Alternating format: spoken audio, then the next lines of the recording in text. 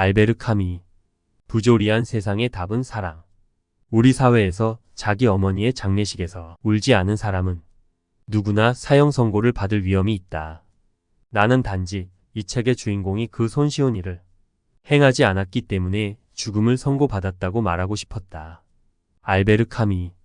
알베르 카미는 대표작 이방인이 보여주는 부조리한 세상 속에서 인간의 유일한 희망을 반항에서 찾았습니다. 부조리와 반항을 외치던 카미의 작품들인 시지포스의 신화, 페스트, 기나긴 세월을 거쳐 찾아낸 그의 마지막 대답은 사랑이었습니다. 이방인 소설에 나오는 첫 문장은 충격적이면서 유명합니다. 오늘 엄마가 죽었다. 어쩌면 어제 잘 모르겠다. 이방인 1942. 어머니가 나를 사랑하고 있어. 나를 사랑한다니까. 카미의 마지막 소설 최초의 인간. 알베르 카미의 소설 이방인은 1942년에 발표된 작품으로 부조리 철학과 인간 존재의 무의미함을 탐구하는 대표적인 작품입니다. 이 소설은 주인공 메르소의 시점을 통해 전개되며 그의 감정적 무관심과 사회적 부조리를 드러냅니다. 줄거리. 소설은 두 부분으로 나뉘어져 있습니다. 첫 번째 부분. 주인공 메르소는 어머니의 장례식에 참석합니다. 그는 장례식에서 감정적으로 무관심하게 행동하며 주변 사람들이 그의 무관심을 이상하게 생각합니다. 이후 그는 일상으로 돌아와 새로운 연인 마리를 만나고 무관심한 태도로 삶을 이어갑니다. 메르소는 친구 레몽과의 우정을 통해 레몽의 연인과의 갈등에 개입하게 되고 결국 레몽이 복수할 수 있도록 돕습니다. 이 과정에서 메르소는 아라빈을 만나고 이후의 사건은 그와의 충돌로 이어집니다. 두 번째 부분. 메르소는 아라빈을 우발적으로 총으로 쏘아 죽이고 그로 인해 살인죄로 기소됩니다. 재판 과정에서 그는 자신의 감정과 태도 때문에 사회로부터 비난받습니다. 특히 그의 어머니 장례식에서의 무관심이 그의 죄를 더욱 부각시키며 재판은 메르소의 인격과 정체성을 집중적으로 다루게 됩니다. 결국 메르소는 사형 선고를 받고 자신의 존재에 대해 깊은 성찰을 하게 됩니다.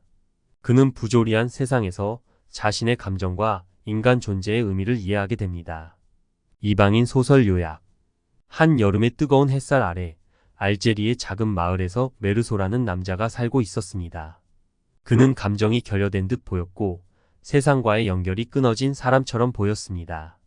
그가 어머니의 장례식에 참석했을 때 슬픔이나 후회는커녕 그냥 그곳에 서 있었습니다. 그의 무관심은 사람들의 눈에 이상하게 비쳤지만 메르소에게는 그게 자연스러웠습니다. 시간이 지나 그는 마리라는 여인과 사랑에 빠지게 됩니다. 해변에서 함께 수영하고 따뜻한 저녁에 서로의 웃음을 나누는 일상 속에서 메르소는 행복을 느끼지만 그 행복은 언제나 이러나 저러나의 틀 안에 있었습니다.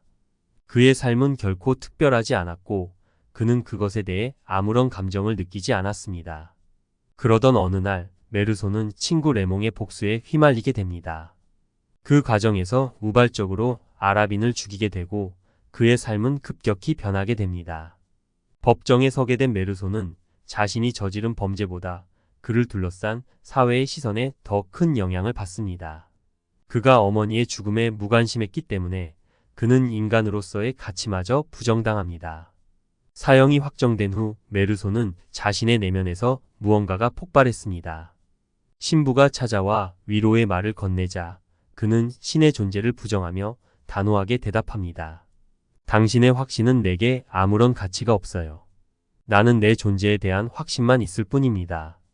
메르소는 자신의 진리를 굳게 붙들고 있었고 그것이 그를 지탱하는 힘이었습니다. 시간이 흐르고 메르소는 처형을 기다리며 밤하늘을 바라봅니다. 별빛이 빛나는 어둠 속에서 그는 처음으로 세계의 무관심에 가슴을 열었습니다. 나는 전에도 행복했고 지금도 행복하다. 그 순간 그는 자신의 삶이 얼마나 소중했는지를 깨달았습니다. 메르소는 다른 사람들처럼 슬픔을 연기할 필요가 없었습니다. 그의 솔직함은 사람들에게 불편함을 주었지만 그는 오히려 자신의 본질에 충실한 사람이었습니다. 그렇게 그는 부조리한 세계와의 갈등 속에서 자신만의 길을 찾아갔고 결국 그 안에서 진정한 반항을 실현했습니다. 그의 이야기는 부조리와 반항의 복잡한 얽힘을 통해 인간 존재의 의미를 탐구합니다. 메르소는 이방인이자 자신과 세계의 모순을 정면으로 응시하는 인물로 남게 되었습니다. 주요 테마와 메시지. 부조리. 메르소의 삶은 부조리의 상징으로 그는 세상의 규범과 기대에 맞지 않는 행동을 하며 이러한 부조리는 그에게 심리적 고통을 안깁니다. 무관심과 소외. 메르소의 감정적 무관심은 그를 사회로부터 소외시키며 이는 현대인의 고립된 상태를 반영합니다. 죽음과 존재의 의미. 소설을 통해 카미는 인간 존재의 무의미함과 삶의 의미를 탐구하며 독자에게 인간이 어떻게 살아야 할지를 묻습니다. 문체와 구성. 카미는 간결하고 직접적인 문체를 사용하여 메르소의 내면을 효과적으로 표현합니다. 독자는 그의 감정을 쉽게 이해하기 어려운 구조 속에서 부조리한 상황을 마주하게 됩니다. 두 부분으로 나뉘어진 구조는 메르소의 심리적 변화와 삶의 과정을 강조하며 마지막에 이르러서는 그의 내면적 깨달음이 드러납니다. 이방인은 인간 존재의 의미와 부조리를 깊이 탐구하는 작품으로 카미의 철학적 사상을 이해하는 데 중요한 기초가 됩니다. 메르소의 여정을 통해 독자는 삶의 진정한 의미와 사랑, 그리고 인간 존재의 복잡성을 다시금 생각하게 됩니다. 카미에 대해 알아보겠습니다. 그의 작품에는 그의 어머니를 묘사하는 듯한 이들이 자주 나옵니다. 카미의 시작과 끝인 어머니는 그에게 어떤 존재였을까요? 카미의 유년기의 단어는 침묵이었습니다. 태어난 지 1년 후 전투에서 중상을 입은 아버지를 대신해 선천적으로 귀가 어두워 그를 읽지 못한 어머니는 가정부로 카미를 부양했습니다. 20세기 프랑스의 지성이며 2차 세계대전과 이념, 대립의 한가운데서 인간의 실존을 고민한 휴머니스트로 47년의 짧은 인생을 살다간 알베르 카미. 부조리와 반항을 철저하게 몸으로 배워야 했던 가난한 알제리 청년의 고뇌. 폐렴으로 전쟁에도 못 나가고 교수 자격 심사도 포기해야 했던 무력한 반항인의 침묵. 당대의 지식인들로부터 철저하게 소외당했을 만큼 완강했던 고집. 노벨 문학상을 수상한 자식의 책을 단 한 줄도 읽을 수 없었던 어머니. 알베르 카미는 1913년 11월 7일 알제리의 몽도비에서 태어났습니다. 포도 농장 노동자였던 아버지가 전쟁에 징집되어 목숨을 잃은 뒤 가정부로 일하는 어머니와 할머니 아래에서 가난하게 자랐습니다. 하지만 학교에서는 선생님의 각별한 총애를 받으며 재능을 키우다 장학생으로 선발되어 대학에 갈 기회를 얻습니다. 알제 대학교 철학과 재학 시절 생계를 위해 여러 가지 일을 하면서도 창작의 세계에 눈을 떠가게 됩니다. 무엇보다 이 시기에 장그르니에를 만나 그를 사상적 스승으로 여깁니다. 1934년 장그르니에의 권유로 공산당에도 가입하지만 내면적인 갈등을 겪다 탈퇴합니다. 교수가 되려고 했으나 건강상의 문제로 교수 시험에 응시하지 못하고 진보 일간지에서 신문기자 일을 합니다.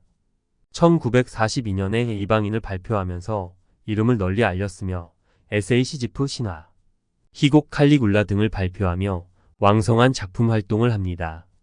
1947년에는 7여연을 매달린 끝에 탈고한 페스트를 출간하는데 이 작품은 즉각적인 선풍을 일으키고 카미는 비평가상을 수상합니다.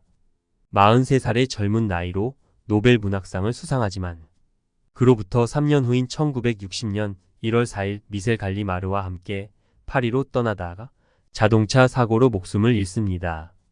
프랑스령 알제리 태생으로 당시에 프랑스는 알제리를 단순 식민지가 아닌 프랑스의 확장된 영토로 취급했습니다. 본토로부터 새로운 땅에서의 기회를 노리고 이주한 프랑스인들이 많았으며 그의 부모님도 그중 일부였습니다. 제1차 세계대전 아버지의 전사로 어린 시절 가난하게 자랐습니다. 학생 시절 고질병인 결핵으로 대학 진학도 포기하게 됩니다. 자동차 수리공 및 신문사 인턴 기자, 가정교사를 등을 하면서 결국 철학학사 학위를 취득하게 됩니다. 당시의 지식인들은 좌익 사회운동에 심취하는 게 일반적이었습니다. 그도 22살에 프랑스 공산당에 가입하게 됩니다. 프랑스 정부의 비판적인 기사들을 작성하다가 신문사에서 해고가 되기도 합니다. 이에 언론인 노조가 반발하여 시위를 벌여 복직됩니다. 제2차 세계대전으로 프랑스가 나치 독일에 점령당하자 카미는 레지스탕스 운동에 가담합니다. 대표적인 저항 언론지인 콩바에서 편집장으로 일하게 됩니다. 제2차 세계대전 이후 프랑스가 나치 점령에서 해방되자 부역 지식인들의 처리에 논쟁이 벌어집니다. 관용 용서하자는 관용론의 모리아크, 처벌하자는 정의론의 알베르 카미. 비록 인간의 정의가 너무나 불완전하다고 해도 인간의 정의를 완수하는 것이야말로 우리의 선택이다. 우리는 정직함을 필사적으로 견지함으로써 그 불완전함을 교정하고자 한다. 알베르 카미. 프랑스는 나치 청산이란 구실로 광범위한 숙청을 진행하게 됩니다. 절차나 재판 없이 임의로 처형되기도 하고 각종 징계 불이익 등 법의 테두리를 벗어나는 일들이 무수히 벌어지게 됩니다. 이런 무분별한 폭력과 처벌에 카미는 반대합니다. 알제리 전쟁 개시 후 버마랍건과 사회주의자들이 모여 프랑스 정부와 독립에 관한 대립을 하게 됩니다. 카미는 프랑스 정부의 입장으로 독립은 반대하고 자치권의 확대를 주장합니다. 알제리 민족주의나 사회주의를 신봉했던 카미는 이로 인해 그의 정체성에 의문이 제기되었습니다. 알제리 독립 후 카미는 그를 사랑했던 알제리에서 지워지게 됩니다. 자동차 사고로 사망. 자동차 사고로 죽는 것보다 더 의미 없는 죽음은 상상할 수 없다. 알베르 카미. 카미의 사상의 핵심. 시지프 신화. 니체 사상의 인생론의 구체화. 기존에 가지고 있던 세상을 이해하는 방식이 무너진 상태를 부조리로 봅니다. 일반 노동자 시점에서의 부조리. 부조리 문학. 이해조차 할 수 없는 부조리를 보여주며 주인공이 어떻게 대처하는지를 보여줍니다. 부조리를 사람이 살아있고 살고 싶어 하기 때문에 나타나는 것으로 봅니다. 그래서 부조리와 어떤 식으로 살아야 할지의 방향을 제시합니다. 장래희망이 축구선수로 대학 시절 골키퍼로 활약도 했습니다. 하지만 결핵으로 그만두게 됩니다. 극단에서 활동. 배우 활동에도 관심을 가졌습니다. 시나리오 연극 연출도 했습니다. 카미는 좌익 운동가로 활동하다 아나키스트로 전향한 케이스라고 볼 수 있습니다. 그가 20대의 지인에게 보낸 편지에는 공산당에 가입은 하지만 결코 어떤 이념에 맹목적으로 세뇌당하진 않을 거라는 문구도 있습니다. 후일 알제리 전쟁에서 보여준 애매한 태도도 그의 성향이 영향을 끼쳤을 가능성이 높은데 그는 괴물이 되어버린 자본주의든 패배한 파시즘이든 이미 부작용을 드러내기 시작한 사회주의든 권력화한 이념은 부조리를 양산하기 마련이므로 아나키즘적인 태도를 추구했습니다. 알제리가 독립해도 새로운 제국주의 집단의 탄생일 뿐이라는 인식을 했을 가능성이 있다는 것입니다. 특히 알제리 독립을 이끌던 민족 해방 전선은 친소련적인 급진 사회주의 정당이었고 카미는 이들의 과격하고 폭력적인 노선에 매우 비판적이었습니다. 때문에 사르트르를 비롯한 당시 많은 지식인들은 사회주의자들과 갈등을 빚기도 했습니다. 알베르 카미는 20세기 프랑스 문학의 가장 중요한 인물 중 하나로 그의 작품과 사상은 부조리와 인간 존재의 의미를 탐구하는 데 집중되어 있습니다. 1942년 카미는 그의 첫 번째 주요 작품인 이방인을 발표했습니다. 이 작품은 주인공 메르소가 어머니의 장례식에서 감정적으로 무관심하게 행동하는 모습으로 시작됩니다.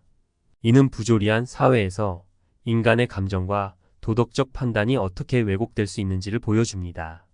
메르소는 결국 사회로부터 배척당하며 그 과정에서 카미는 부조리와 인간 존재의 고뇌를 깊이 탐구합니다. 이후 카미는 시지프 신화 1940이라는 에세이를 발표하며 부조리의 개념을 더욱 명확히 하였습니다.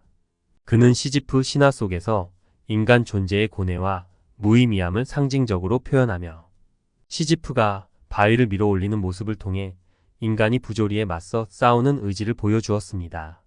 카미는 이 작품에서 인간은 부조리한 세상에서도 반항해야 한다는 메시지를 전달하였습니다. 1947년 카미는 페스트를 발표하며 또 다른 중요한 문학적 성과를 이룩했습니다. 이 소설은 전염병이 도시를 휩쓸면서 인간의 고난과 연대의 중요성을 강조합니다.